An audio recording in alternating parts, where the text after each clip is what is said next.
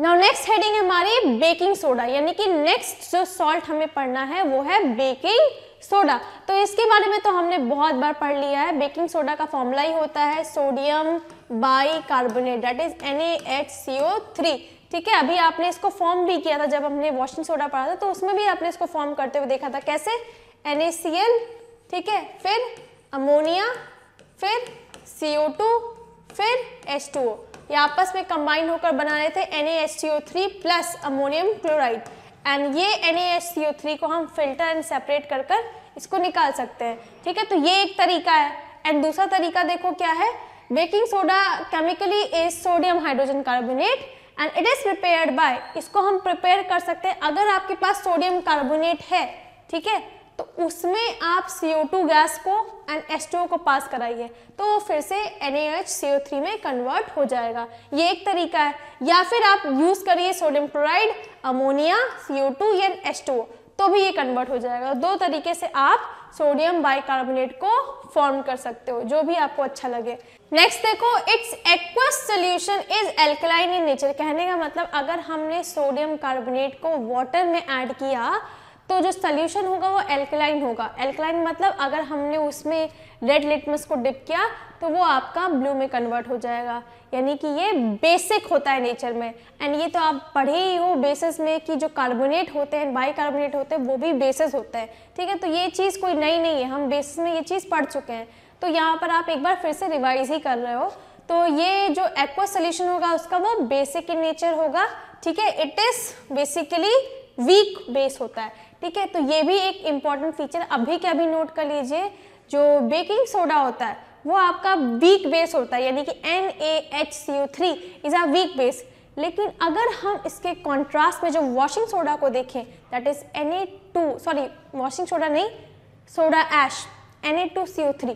ठीक है, तो Na2CO3 को अगर आप वाटर में डालते हो एंड उसमें अगर आप रेड लिटमस इंसर्ट करोगे तो वो ब्लू में कन्वर्ट होगा। बट वो जो बेस होता है वो स्ट्रॉन्ग बेस होता है। ठीक है, तो Na2CO3 यानी कि sodium carbonate is a strong base but sodium bicarbonate is a weak base. इसे नोट कर लीजिए। ठीक है, very important. Okay, now next देखो, on heating it loses carbon dioxide and water and form sodium carbonate, that is soda ash का formation होता है। ये आप वॉशिंग सोडा में पढ़ चुके हो। ठीक है, तो वापस से बताने की जरूरत नहीं है। तो जैसे ही NaCO3 को हीट किया जाएगा तो वो soda ash, carbon dioxide and water में कन्वर्ट हो जाएगा। एंड अगर ये रिएक्शन आपकी वॉशिंग सोडा में होती तो CO2 को हटाने के लिए कैल्शियम कार्बोनेट को यूज किया जाता है। ठीक है, तो ये तो आपने पढ़ा ही है। नेक्स्ट देखो, when it comes in contact with dilute sulphuric acid it gives carbon dioxide, H2O and Na2SO4। ये भी हमने प्रॉपर्टीज ऑफ एसिड में पढ़ा था कि when an acid react with metal carbonate या बाइकार्बोनेट, यहाँ पर क्या है बाइकार्बोनेट, तो it will lead to the formation of salt, water and carbon dioxide gas is released.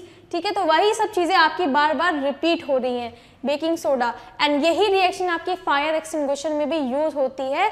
उस फायर एक्सटिंग्विशर में आपका थोड़ा सा डाइल्यूट सल्फ्यूरिक एसिड होता है, NaCO3 होता है, ये आपस में रिएक्ट करते हैं तो क्या फॉर्म होता है, ये चीज बनती है, H2O बनता है। मेन चीज जो बनती है वो होती है carbon dioxide.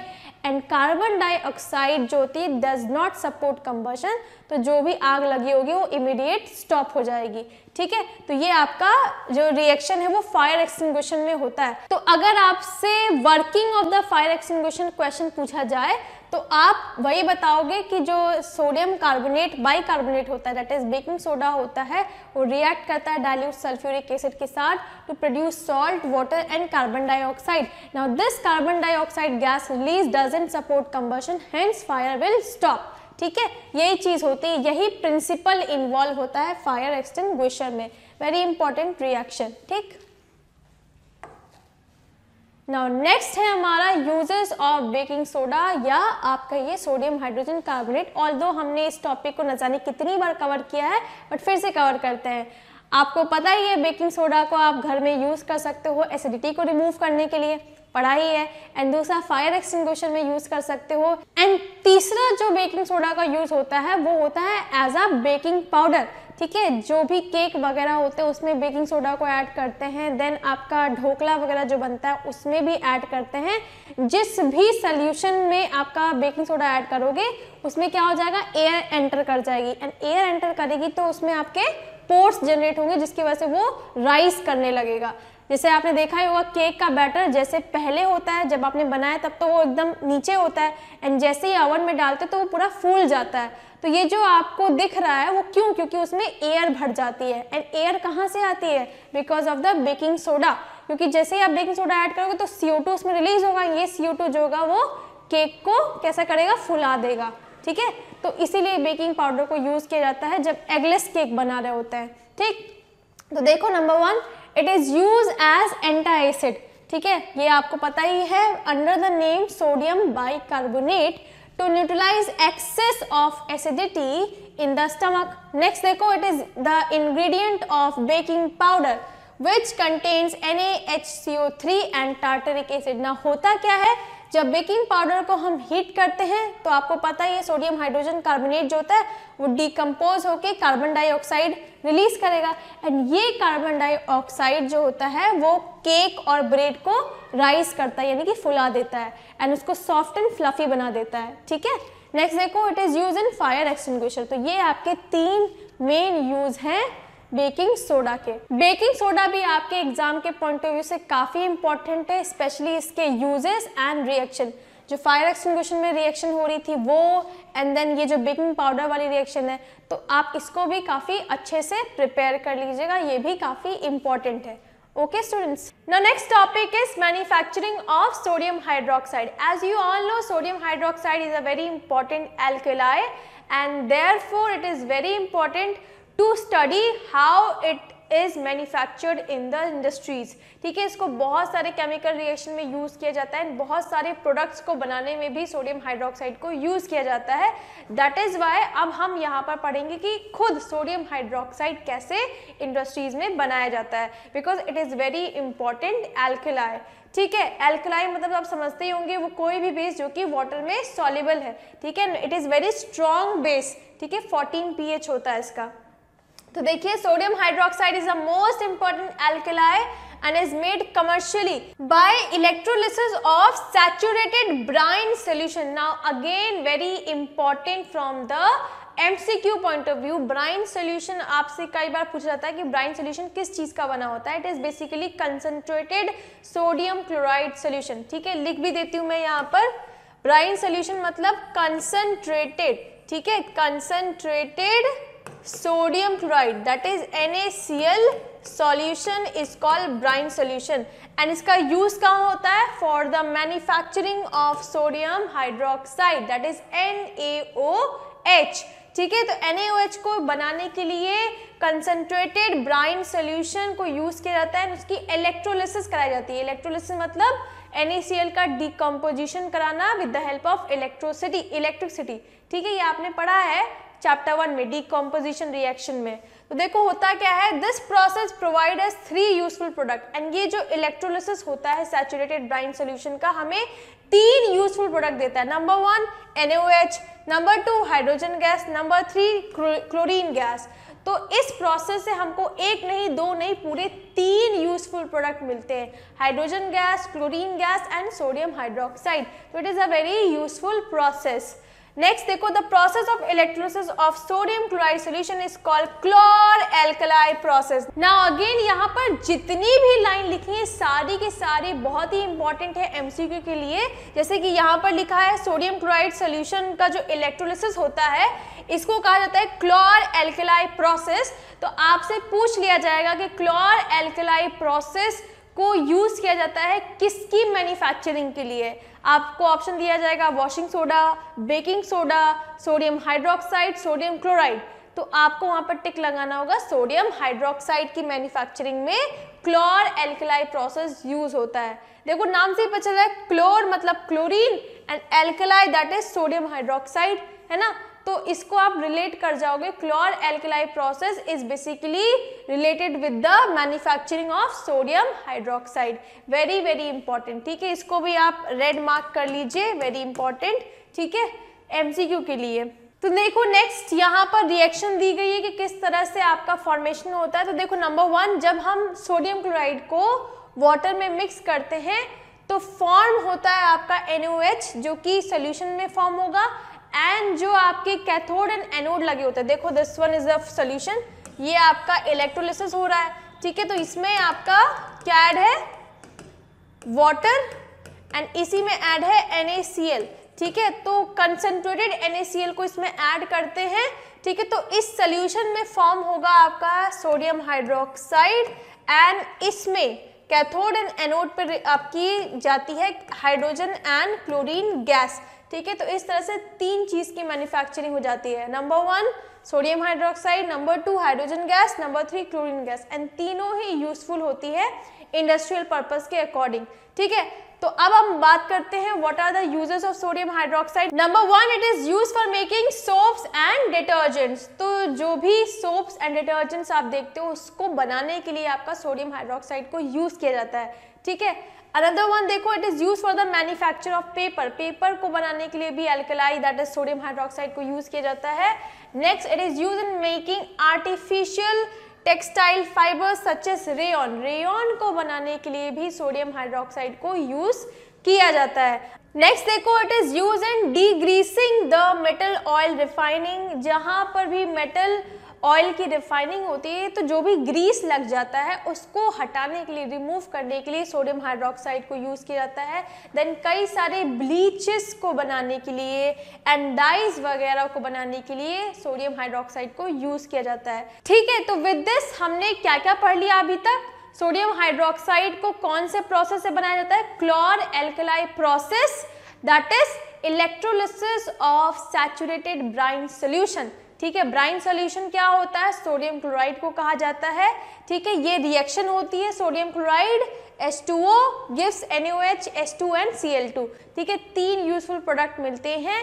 Then uses, soaps and detergent को बनाने के लिए यूज होता है, फिर आपके पेपर के मैन्युफैक्चर में, then artificial textile fibre that is rayon को बनाने में यूज होता है। तो ये सारी आपके मेन फीचर्स हैं मैन्युफैक्चरिंग ऑफ सोडियम हाइड्रोक्साइड की, इसको आप अच्छे से याद कर लीजिएगा, ठीक है। एंड ये जितने भी आप अभी पढ़ोगे, ठीक है, मैन्युफैक्चरिंग ऑफ सोडियम हाइड्रोक्साइड, फिर आपका मैन्युफैक्चरिंग ऑफ सॉल्ट्स जैसे कि बेकिंग सोडा है, वॉशिंग सोडा है, ठीक है, प्लास्टर ऑफ पेरिस है, ब्लीचिंग पाउडर है, तो ये सब जब भी आप पढ़ोगे तो काफ़ी कन्फ्यूजन होता है। तो आपको बस कुछ नहीं करना है, सिंपली आप एक नोट बनाइए, उसको हर दिन रिवाइज करिए, ठीक है। जैसे आज आपने 5 सॉल्ट पढ़े तो उसको रात में पढ़ा, फिर सुबह रिवाइज किया, फिर सुबह के बाद फिर से रात में रिवाइज किया, रात के बाद फिर से सुबह रिवाइज किया, तभी आपको याद रहेगा, क्योंकि इन सब में याद करने वाली चीज़ें बहुत ज़्यादा हैं, समझने वाली कम है, ठीक है। तो इट इज़ वेरी इंपॉर्टेंट कि आप इसको रिवाइज करते रहें। जहां आपने 4 या 5 बार रिवाइज किया उसके बाद तो ये आपकी मेमोरी में फीड हो जाएगा, एंड उसके बाद आपको टेंशन लेने की जरूरत नहीं, आप फिर कंफ्यूज नहीं होगे कि किस चीज़ से क्या बनता है, किस चीज़ से क्या नहीं बनता है, ठीक है। तो इसको आप 5-6 बार याद करिए सो दैट ये आपकी मेमोरी में फीड हो जाए। So now the next topic is bleaching powder. तो इस स्लाइड में हम देखेंगे what is the chemical formula of bleaching powder and chemical name of bleaching powder. Then हम उसके प्रॉपर्टीज पर बात करेंगे, प्रिपरेशन पे बात करेंगे, and then finally uses of bleaching powder को देखेंगे। तो देखो, जब भी आपसे एग्जाम में सॉल्ट पूछा जाएगा तो वो एग्जैक्ट 5 नंबर का क्वेश्चन होगा, जिसमें 1 नंबर आपका सीधा केमिकल फॉर्मूला पे होता है कि what is the chemical formula of the bleaching powder, ठीक है। एंड देन आपसे 2 या 3 नंबर में प्रॉपर्टीज एंड प्रिपरेशन पूछ ली जाएगी, एंड लास्ट 2 नंबर जो होंगे या 3 नंबर का यूजेस आ जाता है। तो आपसे जब भी सॉल्ट पूछा जाएगा तो मान कर चलिए कि काफ़ी इंपॉर्टेंट है, किसी भी सॉल्ट को आप स्किप मत करिए, चाहे ब्लीचिंग पाउडर, चाहे बेकिंग सोडा, चाहे वॉशिंग सोडा, चाहे आगे जब आप पढ़ोगे प्लास्टर ऑफ पेरिस, तो ये सारे ही काफ़ी इंपॉर्टेंट है, बहुत ही वेटेज है इनका, 5 नंबर का वेटेज है, ठीक है। तो देखो, सबसे पहले केमिकल फॉर्मूला क्या होता है ब्लीचिंग पाउडर का, इट इज कैल्शियम ऑक्सीक्लोराइड, ठीक है, it is CaOCl2 as you can see here, okay students। तो जो CaOCl2 होता है इसी को हम कहते हैं ब्लीचिंग पाउडर, एंड इसका केमिकल नेम क्या होता है, कैल्शियम ऑक्सीक्लोराइड, क्योंकि यहाँ पे बीच में ऑक्सीजन लगा है तो ऑक्सी, एंड फिर क्लोरीन है तो क्लोराइड कर दिया, ठीक। तो ये है इसका केमिकल नेम, एंड ये हो जाएगा इसका chemical formula, that is calcium oxychloride, CaOCl2, ठीक है। Now chemically it is called calcium oxychloride and it is also called as chloride of lime. ये भी इंपॉर्टेंट है, इसको हम क्लोराइड ऑफ लाइम भी बोलते हैं, क्योंकि आप बताइए, आपने चैप्टर 1 पढ़ा था, लाइम वाटर का फॉर्मूला क्या था? क्विक लाइम हम बोलते हैं जिसको, उसका फॉर्मूला क्या था बताइए? लाइम वाटर, या इसी को हम बोलते हैं क्विक लाइम, ठीक है। तो क्विक लाइम का फॉर्मूला था CaO, that is calcium oxide, and ये क्या है? उसका क्लोराइड है, क्योंकि क्लोरीन लगा हुआ है ना, तभी हम बोल रहे हैं इसको क्लोराइड ऑफ लाइम, ठीक है। जिसने पहला चैप्टर नहीं पढ़ा है तो उसको नहीं समझ में आएगा। क्विक लाइम जो होता है उसका फॉर्मूला होता है कैल्शियम ऑक्साइड, ठीक है। तो तुरंत जाकर आप चैप्टर 1 की वीडियोस देखिए अगर आपने उसको नहीं देखा है तो, उसमें मैंने बताया है क्विक लाइम के बारे में, ठीक। एंड ये क्योंकि उसी का क्लोराइड है तो ये हो जाएगा chloride of lime. Okay students, next देखो मैन्युफैक्चरिंग, मतलब कि कहाँ पर ये प्रिपेयर होता है। तो it is manufactured by Hasenclever's plant और in Bachmann's plant.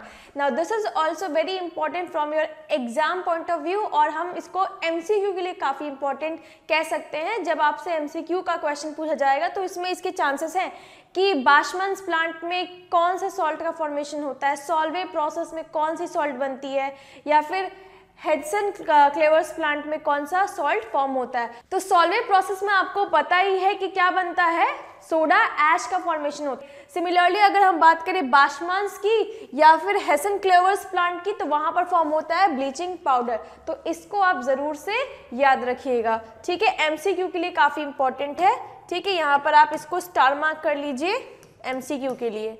Now by the reaction of, कैसे कराते हैं, dry slaked lime with chlorine gas. तो ड्राई स्लेक्ड लाइम को जब आपका क्लोरीन गैस से रिएक्ट करवाते हैं तो बनता है आपका कैल्शियम ऑक्सीक्लोराइड। ओके स्टूडेंट्स, तो देखो प्रॉपर्टीज ऑफ ब्लीचिंग पाउडर। अब हम बात करते हैं कि इसकी प्रॉपर्टीज क्या होती हैं। तो प्रॉपर्टीज में ये है, सबसे पहला कि it is pale yellow powder, yellow colour का पेल पाउडर होता है। It has strong smell of chlorine, and chlorine जो होता है वो आपका बहुत ही इफेक्टिव ब्लीचिंग एजेंट होता है, ठीक है। एंड इससे कोई भी मुश्किल से मुश्किल जो स्टेन होते हैं वो आपके साफ हो जाते हैं। ब्लीचिंग का क्या मतलब होता है, कोई भी कलर हो उसको वाइट कर देना, ठीक है। तो ब्लीचिंग पाउडर में बेसिकली आपके क्लोरीन प्रेजेंट होते हैं, they basically act as a cleansing agent या bleaching agent. Okay, so it is a pale yellow powder. It has strong smell of chlorine. Next, it is soluble in water, but a clear solution is never formed due to presence of impurities. अगर हम इसको पानी में mix करें तो ये आपका soluble होता है, बट इसका solution जो होता है वो कभी आपको ट्रांसपेरेंट नहीं दिखाई पड़ेगा क्योंकि इसमें impurities एडेड होती है। Now next, it loses chlorine by the action of carbon dioxide. जब ये आपका कार्बन डाइऑक्साइड के साथ रिएक्ट करेगी तो इसका जो क्लोरीन होगा वो चला जाएगा, लूज हो जाएगा, एंड क्या फॉर्म हो जाएगा, कैल्शियम कार्बोनेट फॉर्म हो जाएगा, ठीक है। कैल्शियम कार्बोनेट को क्या बोलते हैं, चॉक पाउडर बोलते हैं, ठीक। Okay, so now next topic is uses of bleaching powder. तो देखो सबसे पहले it is use for bleaching cotton. Cotton को ब्लीच करने के लिए यूज करते हैं। देखो कॉटन का ऐसा नेचुरल कलर जो होता है वो येलोइश ब्राउन होता है, ठीक है। एंड जब उसे कपड़े बनाने हैं तो उसको सफेद करना रहता है, तो इसीलिए ब्लीच करने के लिए कॉटन को ब्लीचिंग पाउडर को इस्तेमाल करते हैं। ब्लीचिंग का मतलब समझते हो ना, सफेद करना। किसी भी चीज को अगर आप सफेद कर रहे हो दैट इज ब्लीचिंग, ठीक है। Then linen in textile industries for bleaching washed clothes in laundries. देन कपड़ों को ब्लीच किया जाता है ताकि अगर उसमें कोई भी तरह का डर्ट वगैरह हो तो वो ब्लीच हो जाए एंड कपड़े एकदम चमकदार साफ सुथरे दिखाई पड़े, ठीक है। नेक्स्ट देखो, it is used as oxidising agent in many chemical industries. तो इसको ऑक्सीडाइजिंग एजेंट, अच्छा ऑक्सीडाइजिंग एजेंट क्या होता है, अगेन मैंने चैप्टर 1 में पढ़ाया था आपको। ऑक्सीडाइजिंग एजेंट मतलब वो कोई भी एजेंट जो कि दूसरे को ऑक्सीडाइज करे एंड खुद रिड्यूस हो। तो ये खुद रिड्यूस होकर दूसरे को क्या करेगा, ऑक्सीडाइज करेगा, ठीक है। तो इसको ऑक्सीडाइजिंग एजेंट की तरह भी यूज किया जाता है कई सारी केमिकल इंडस्ट्रीज में, क्योंकि इसमें क्या प्रेजेंट होता है, ऑक्सीजन, ठीक है, that can use to oxidize other substance. Next देखो, it is use for disinfecting drinking water. आपको पता ही होगा जो आप पानी पीते हो उसमें क्लोरीन ऐड होता है, जिसकी वजह से जो कड़वा सा टेस्ट आता है वाटर में, क्लोरीनेटेड वाटर बोलते हैं ना, तो उसमें क्या होता है, बेसिकली ब्लीचिंग पाउडर ही मिलाते हैं। एंड किन्हीं दिन आपने अपने घर की सप्लाई में भी देखा होगा, बहुत ही स्ट्रॉन्ग स्मेल आती है ब्लीचिंग पाउडर की। तो आपके घरों में जो भी पानी आ रहा है उसमें ब्लीचिंग पाउडर ऐड करा जाता है, सो दैट किसी भी तरह का बैक्टीरिया, किसी भी तरह का वायरस अगर उसमें है तो वो किल हो जाए, ठीक है, व्हेन पानी साफ सुथरा रहे। तो ब्लीचिंग पाउडर को ड्रिंकिंग वाटर को डिसइंफेक्ट मतलब उसमें किसी भी तरह के जर्म्स एंड माइक्रो ऑर्गेनिजम्स हैं तो उसको किल करने के लिए भी ऐड किया जाता है। एंड उसकी काफ़ी स्ट्रॉन्ग स्मेल भी आती है, आप कभी कभी फील भी करते होंगे अगर आपके घर में सप्लाई का पानी आता होगा तो, ठीक है। एंड प्लस आपके आरओ में भी क्लोरीनेटेड वाटर ही आप पीते हो, ठीक है, उसमें क्लोरीन ऐड होता है। क्यों? क्योंकि वो आपके वाटर को डिसइंफेक्ट करता है from the micro organisms. Next देखो, it is use for the manufacture of chloroform. Chloroform basically patient को दिया जाता है जब कोई सर्जरी होने वाली होती है, सो दैट वो उस समय तक पूरी तरह से बेहोश होकर सोते रहे एंड उनको किसी भी तरह का पेन फील ना हो। जब बहुत ही ज़्यादा मेजर सर्जरीज होती है जहाँ पर कट वगैरह लगने होते हैं बॉडीज़ में, है ना, हार्ट की सर्जरी है, किडनी की सर्जरी, लीवर वगैरह या कुछ भी, बहुत सारे रीजंस हो सकते हैं, तो उस केस में पेशेंट को क्लोरोफॉर्म स्मेल कराया जाता है, जिसकी वजह से वो काफ़ी लंबे टाइम तक बेहोश हो जाते हैं, ठीक है, उनको कुछ भी पता नहीं चलता है। तो ये चीज़ होती थी आपकी। बट आपने इसको टीवी में भी बहुत देखा होगा, जो किडनैपर्स होते हैं वो अपने रुमाल में क्लोरोफॉर्म डालकर किडनैप कर लेते हैं, ठीक है, तो ये चीज़ बड़ी फेमस है एंड आप इसको जानते ही होंगे। तो क्लोरोफॉर्म बेसिकली आपका बेहोश करने के लिए दिया जाता है। बेसिकली इसका काम मेडिकल फील्ड में है, वो बात अलग है कि किडनैपर्स ने अपने फायदे के लिए भी इसको यूज़ करना स्टार्ट कर दिया है, ठीक है। नेक्स्ट देखो, इट मेक्स वूल अनश्रिंकेबल। अच्छा, अगर हम ब्लीचिंग पाउडर को वूल वाले कपड़े में यानी ऊनी कपड़े में डालेंगे तो जो वूल होगा वो श्रिंक नहीं होगा।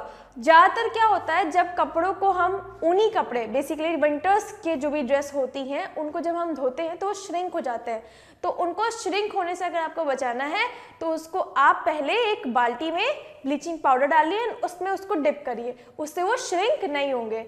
तो वूल्स को अनश्रिंक करने के लिए भी यूज किया जाता है bleaching powder. Okay students, now next is plaster of Paris. Now plaster of Paris again very important from your exams point of view, ठीक है। इसका जो केमिकल फॉर्मूला है ये जरूर ध्यान से याद रखिएगा। इसका केमिकल फॉर्मूला होता है calcium sulphate dot half H2O, ठीक है, calcium sulphate dot half H2O, ये प्लास्टर ऑफ पेरिस होता है। इसको हम POP के नाम से भी जानते हैं एंड आपके घरों में इसको पुट्टी बोला जाता है ना, कि पुट्टी लग रही है, तो बेसिकली ये आपका POP है जो कि आपके घरों में लगाया जाता है पेंट अप्लाई करने से पहले, ठीक है। तो नाउ अब हम देखेंगे प्लास्टर ऑफ पेरिस कैसे बनाया जाता है, यूजेस वगैरह। तो देखिए, chemically plaster of Paris is calcium sulphate hemihydrate, hemi मतलब आधा एंड हाइड्रेट मतलब वाटर, ठीक है। तो calcium sulphate hemihydrate is the chemical name of POP, that is plaster of Paris. It is called plaster of Paris because it is found from gypsum which is mainly found in Paris. तो इसको plaster of Paris इसलिए कहा जाता है क्योंकि ये बनता है gypsum से, जो कि पेरिस में पाया जाता है मेनली, ठीक है। प्रिपरेशन, ना प्रिपरेशन कैसे होती है, वेरी इंपॉर्टेंट है, ध्यान से देखिएगा। सबसे पहले plaster of Paris is obtained by heating gypsum. Now जिस तरह से POP का केमिकल फॉर्मूला इंपॉर्टेंट है, सिमिलर वे में आपका जिप्सम का भी फॉर्मूला बहुत इंपॉर्टेंट है, ठीक है। कई बार आपसे MCQ में जिप्सम का ही केमिकल फॉर्मूला पूछ लेंगे, तो उसका फॉर्मूला होता है CaSO4 डॉट 2H2O। ओके, देखो डिफरेंस देखो, कैल्शियम सल्फेट डॉट 2H2O मतलब gypsum and calcium sulphate dot half H2O मतलब POP। जब हम कैल्शियम सल्फेट डॉट 2H2O को हीट करते हैं एक particular temperature that is 373 kelvin. Now temperature लिखना बहुत जरूरी है, बहुत ज्यादा जरूरी, क्योंकि अगर आपने एक्सेस हीट दे दी तो फिर वो पीओपी नहीं बनेगा। ठीक है, तो 373 केल्विन टेम्परेचर, आप इसको इतना ऐसे इंपॉर्टेंट मार्क कर लीजिए कि आपको एग्जाम में ये लिखकर आना है, भूलना नहीं है। ठीक है, हीट एंड टेम्परेचर कितना देना है वो बहुत जरूरी है आपको बताना, कि जब हम कैल्शियम सल्फेट .2H2O यानी कि जिप्सम को 373 केल्विन पर हीट करते तब जाकर पीओपी का फॉर्मेशन होता है, दैट इज CaSO4.12H2O आपका फॉर्म होता है, एंड प्लस हाफ H2O बाहर निकल जाता है। ठीक है स्टूडेंट्स, नेक्स्ट देखो properties of plaster of Paris. सबसे पहली प्रॉपर्टी वाइट कलर का होता है ये, एंड जब आपका फ्रैक्चर आ जाता है हाथ में या पैर में, जब आपकी बोन्स टूट जाते हैं तब आपके हाथ में जो प्लास्टर लगता है उसमें भी प्लास्टर ऑफ पेरिस को यूज किया जाता है। ठीक है, तभी उसको हम प्लास्टर ऑफ पेरिस बोल रहे हैं। ठीक है, तो जो प्लास्टर होता है वो किसका बना हुआ होता है, इसी चीज का। ओके, नेक्स्ट देखो when it is mixed with water crystals of gypsum are produced and set into hard mass। जब हम पीओपी में वाटर को ऐड करते हैं तो क्रिस्टल्स फॉर्म होते हैं जिप्सम के, एंड वो थोड़ी देर रखने के बाद हार्ड मास में कन्वर्ट हो जाते हैं। ये तो आप अपने घर में भी एक्सपेरिमेंट कर सकते हो। पीओपी आपके घर में अगर हो, उसको पानी मिलाइए, थोड़ी देर तक तो वो रहेगा, उसके बाद हार्ड हो जाता है। ठीक है, एकदम सॉलिड मास में कन्वर्ट हो जाएगा। ठीक है, अपने घरों में आप पेंट देखिए, जैसे ही पीओपी चढ़ता है उसके बाद सूखने के बाद क्या वो उतरता है? नहीं ना। तो क्यों नहीं उतरता? क्योंकि वो हार्ड मास में कवर हो जाता है। ठीक है, कन्वर्ट हो जाता है, कवर नहीं कन्वर्ट। ठीक, तो जैसे ही आपने पीओपी में पानी डाला तो वो कन्वर्ट हो जाएगा एक हार्ड मास में, एंड अगर आप सोचो कि उस हार्ड मास से वापस से वो पीओपी में कन्वर्ट हो जाए तो ऐसा पॉसिबल नहीं है, वो होता ही नहीं है। ठीक है, तो ये चीज होती है अगर आपने पानी में उसको डाल दिया तो। नेक्स्ट देखो द सेटिंग प्रोसेस, एंड ये जो सेटिंग प्रोसेस होता है ये आपका एक्सोथर्मिक होता है। एक्सोथर्मिक मतलब इसमें हीट रिलीज होती है। अगेन ये अपने घर में एक्सपेरिमेंट कर सकते हो। अपना एक प्लेट लीजिए, उसमें पीओपी डालिए एंड देन वाटर डालिए, देन उसको टच करिए। आप जैसे ही आप टच करोगे आपको हीट फील होगी। दैट शोज कि ये जो प्रोसेस होता है वाटर को ऐड करना calcium sulphate .12H2O that is POP में, it is an exothermic process. इसमें से हीट रिलीज होती है। ठीक है, तो ये आप अपने घर पर जाकर चेक कर सकते हैं। नेक्स्ट देखो setting process is exothermic that is heat is evolve. तो यहाँ पर हीट भी रिलीज होती है जिसको आप अपने हाथों से फील भी कर सकते हो। ऐसा नहीं होगा कि आपके हाथ जल जाएंगे, नहीं, इतनी हीट भी नहीं निकलती, आप फील कर सकते हो, वार्म होता है वो। ठीक, the setting process may be catalysed by sodium chloride while it can be retarded by borax और एलम। नाउ ये जो सेटिंग प्रोसेस होता है मतलब कैल्शियम सल्फेट .12H2O जो है वो जब जिप्सम में कन्वर्ट हो रहा होता है। जिप्सम मतलब एक हार्ड मास में, पहले वो पाउडर के फॉर्म में था, अब वो हार्ड मास में कन्वर्ट हो रहा है। तो इसको एक्सिलरेट कर सकता है, मतलब इसी रिएक्शन को बढ़ा देगा अगर हमने उसमें एक कैटलिस्ट लगा दिया दैट इज सोडियम क्लोराइड, और इसको घटा देगा अगर हमने कोई क्या लगाया, रिटार्डेड सोल्यूशन डाल दिया उसमें, जैसे कि बोरेक्स या एलम। तो अगर आपने पीओपी में वाटर ऐड किया ना, आप चाहते हो कि जल्दी से वो हार्ड मास में कन्वर्ट हो जाए तो आप उसमें NaCl डाल दीजिए। एंड अगर आप चाहते हो कि ये प्रोसेस रुक जाए, ठीक है, स्लोली हो, तो आप उसमें बोरेक्स या एलम डाल दीजिए, तो वो रिटार्ड हो जाएगी, धीरे धीरे होगी। ठीक है, तो ये चीज़ बताई गई है। तो जब हम अपने घरों में पीओपी अप्लाई करते हैं तो क्या हो रहा होता है, पीओपी में आपने वाटर ऐड किया, सोल्यूशन बना, उसको दीवारों पर लगाना स्टार्ट किया, एंड जब आप देखोगे 2 या 3 मिनट बाद वो सूखना स्टार्ट हो जाता है, एंड 1 घंटे बाद वो पूरी तरह से हार्ड मास में कन्वर्ट हो जाता है। तो बेसिकली वो कन्वर्ट किस में हो रहा है, जिप्सम में, पीओपी से जिप्सम में। ठीक है, नेक्स्ट देखो when plaster of Paris is heated at 473 kelvin temperature it forms anhydrous calcium sulphate that is केवल और केवल क्या हो जाएगा वो, ये देखो, ये आपका कैल्शियम सल्फेट .12H2O है, दैट इज आपका पीओपी है। इसको अगर आपने 473 केल्विन टेम्परेचर पे हीट कर दिया तो ये कन्वर्ट हो जाता है आपका केवल और केवल कैल्शियम सल्फेट में, दैट इज इसमें किसी भी तरह का वाटर ऑफ क्रिस्टलाइजेशन नहीं होगा। ठीक है, एंड ये चीज जो अब बनी है, लिखा भी हुआ है, which is known as dead burned plaster, very important line, इसको लिख लीजिएगा, डेड बर्न प्लास्टर बोलते हैं इसको। नाउ डेड बर्न प्लास्टर बोलने का रीज़न क्या है? क्योंकि इसकी कोई भी सेटिंग पाउडर नहीं होती है, मतलब प्रॉपर्टी नहीं होती है, इसको आप यूज़ नहीं कर सकते अपने घरों को प्लास्टर चढ़ाने के लिए, ठीक है, या फिर अपने हैंड्स में प्लास्टर चढ़ाने के लिए आप इसको यूज़ नहीं कर सकते हो, इसकी कोई भी सेटिंग प्रॉपर्टी नहीं होती है, इसीलिए इसको डेड बर्न प्लास्टर कहते हैं, ठीक। एंड तभी मैंने आपसे कहा था कि टेम्परेचर इज़ वेरी इंपॉर्टेंट, अगर आपने गलती से ज़्यादा हीट कर दिया तो वो आपका कन्वर्ट हो जाएगा डेड बर्न प्लास्टर में, जिसका कोई यूज़ नहीं होता है, ठीक है, उससे आप अपने घरों की पुट्टी नहीं चढ़वा सकते हो, बोन फ्रैक्चर में आप उसको यूज़ नहीं कर सकते हो, ठीक है। तो इट इज़ वेरी इंपॉर्टेंट कि आप टेम्परेचर का ध्यान रखिए। 473 केल्विन पे जो चीज़ बनती है उसको बोलते हैं dead burn plaster. It has no setting property as it takes up water very slowly, ठीक है, बहुत धीरे धीरे ये पानी को अपने उसमें कंज्यूम करता है, इसीलिए इसकी किसी भी तरह की सेटिंग प्रॉपर्टी नहीं होती है, ठीक। एंड आपका नेक्स्ट चीज़ जो प्लास्टर ऑफ पेरिस है वो कैसे बनता है? Calcium sulphate .2H2 that is gypsum को जब हम 373 केल्विन टेम्परेचर पे हीट करते हैं तब प्लास्टर ऑफ पेरिस बनता है, दैट इज CaSO4.12H2O।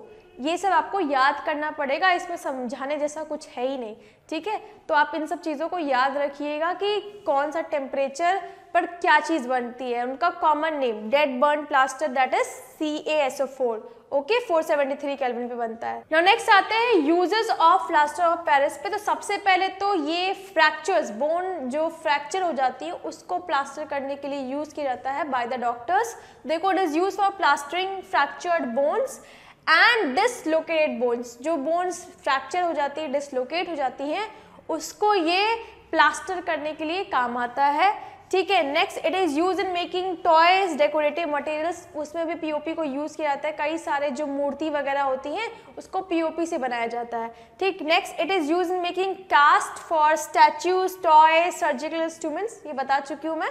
नेक्स्ट, ये कट गया है लेकिन यहाँ पे लिखा है it is use in making black board chalks. तो ब्लैक बोर्ड पे जो चॉक आप यूज करते हो उसमें भी पीओपी को यूज करते हैं, ठीक है। इसके अलावा घरों में जो पेंटिंग होती है तो उसको प्लास्टर करने के लिए, ठीक है, जो पुट्टी चढ़ाई जाती है उसमें भी आपका पीओपी यूज होता है, तो उसको भी आप ऐड कर लीजिएगा, ठीक है। तो ये आपके कुछ यूजेस हैं प्लास्टर ऑफ पेरिस के, okay. Now next topic is water of crystallisation. तो वाटर ऑफ क्रिस्टलाइजेशन, अभी हमने इसको कई सारे एग्जाम्पल में देखा था सॉल्ट के। सॉल्ट के क्रिस्टल में जो वाटर प्रेजेंट होता है that is called as the water of crystallisation, ठीक है। एंड जैसे ही आप सॉल्ट को हीट करोगे तो they lose this water of crystallisation and becomes anhydrous, ठीक है, पाउडर के फॉर्म में। जैसे कि आपने वॉशिंग सोडा में ही पढ़ा था कि जब आप वॉशिंग सोडा को हीट करते हो तो किस में कन्वर्ट हो जाता है? Washing soda on heating converts into soda ash, यानी कि पहले वो क्रिस्टल फॉर्म में था, ठीक है, पहले क्रिस्टल फॉर्म में था। क्यों क्रिस्टल फॉर्म में था? क्योंकि इसमें वाटर ऑफ क्रिस्टलाइजेशन प्रेजेंट था एंड वो अब कन्वर्ट हो जाता है सोडा ऐश में। जैसे ऐश पाउडर होते हैं वैसे ही आपका कन्वर्ट हो जाएगा, क्योंकि अब इसमें वाटर ऑफ क्रिस्टलाइजेशन नहीं है, ठीक है, इसीलिए ये अब ये पाउडर के फॉर्म में हो गया, एमॉर्फस हो गया है, ठीक। तो that is basically called as water of crystallisation, जो कि किसी भी सॉल्ट के क्रिस्टल में प्रेजेंट होता है। एंड जैसे ही सॉल्ट आपका वाटर ऑफ क्रिस्टलाइजेशन को लूज करता है दे बिकम एनहाइड्रस, तो एकदम से वो क्रिस्टल से पाउडर में कन्वर्ट हो जाता है, ठीक है, क्योंकि now it doesn't have water of crystallisation, ठीक है। तो देखिए, what is water of crystallisation? It is a fixed number of water and ये फिक्स्ड होता है, ठीक है। जैसे कि washing soda that is sodium carbonate Na2CO3, इसमें कितना वाटर ऑफ क्रिस्टलाइजेशन होता है? 10, ठीक है। सिमिलरली जो आपका पीओपी होता है उसमें वाटर ऑफ क्रिस्टलाइजेशन कितना होता है? हाफ, 1/2, एंड जिप्सम में 2H2O था, है ना। तो इस तरह से अलग अलग सॉल्ट का अलग अलग फिक्स्ड नंबर होता है वाटर ऑफ क्रिस्टलाइजेशन का, ओके स्टूडेंट्स। तो यहाँ पर हम यही कुछ एग्जाम्पल देखेंगे एंड वेरी इंपॉर्टेंट है, इसको मानकर चलिए, आने ही है, आपसे पूछ लिया जाएगा, specially blue vitriol, green vitriol, white vitriol, तो ये सब आप याद रखिएगा। तो सबसे पहला एग्जाम्पल है हमारा ब्लू विट्रॉयल का। Blue vitriol very important, copper sulphate dot 5H2O को कहा जाता है ब्लू विट्रॉयल, एंड इसको आप अपने केमिस्ट्री लैब में बहुत ईजिली देखने को मिलेगा। क्रिस्टल्स होते हैं कॉपर के, ब्लू कलर के होते हैं, बहुत ही प्यारे दिखाई पड़ते हैं ये। एंड ये क्रिस्टल के फॉर्म में क्यों प्रेजेंट होते हैं? बिकॉज इसके अंदर वाटर ऑफ क्रिस्टलाइजेशन होता है, ठीक है, 5H2O, ठीक है। दैट मीन्स इसके क्रिस्टल जो होंगे कॉपर के, उसमें 5 हाइड्रोजन के मॉलिक्यूल्स प्रेजेंट होंगे, ओके, जिसकी वजह से ये क्रिस्टल अपीयरेंस में है। नाउ नेक्स्ट है हमारा green vitriol. Now green vitriol कहा जाता है आपका फेरिक सल्फेट डॉट 7H2O को, ठीक है। Now ferric sulphate that is iron, iron का जो नेचुरल कलर है इट इज बेसिकली ग्रीन, तो उसका जो क्रिस्टल सॉल्ट होगा वो भी कैसा होगा? ग्रीन इन कलर होगा। क्रिस्टलाइन क्यों है? Because it contains water of crystallization. कितने molecules? 7 molecules of water are present, okay.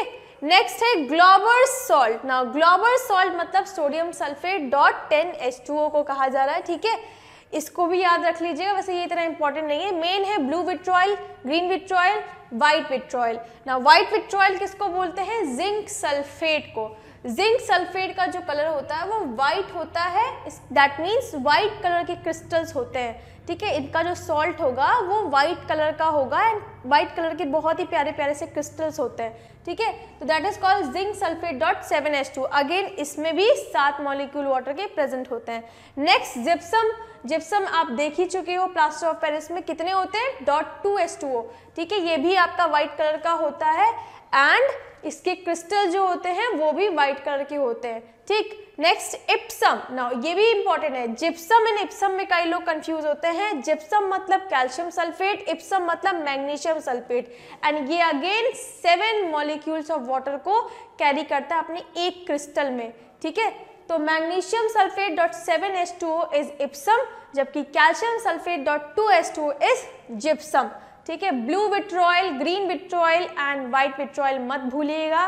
Blue vitriol मतलब copper sulphate dot 5H2O, green vitriol that is FeSO4 dot 7H2O, and white vitriol यानी कि zinc sulphate dot 7H2O, ठीक है students. तो ये चीज़ें जो हैं ये आपको याद करनी होंगी, एंड याद करने का तरीका ये है कि आपने जैसे आज याद रखा, ठीक है, तो उसको विद इन 5 आवर्स मतलब 5 घंटे बाद फिर से रिवाइज करिए, ठीक है, और उसके बाद फिर अगले दिन एक और बार इसको रिवाइज करिए, फिर 2 दिन बाद फिर से रिवाइज करिए, तो चीज़ें आपको याद रहेंगी। देखो कोई भी चीज़ तभी याद रहती है अगर आप उसको अपनी मेमोरी में बार बार फीड करोगे।